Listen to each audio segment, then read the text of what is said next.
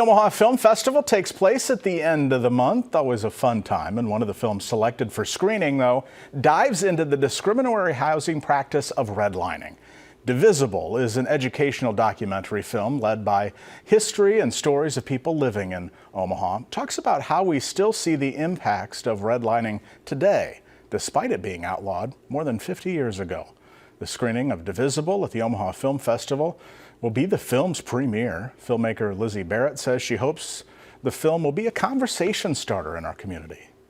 I would just stress that it's important to know the history of the places that we come from, because there's not anything that we can do to change stuff that we don't understand. But once we know this, and once we can kind of point to some of the problems and understand how they got to where they got today, that's when we can start to really make an impact.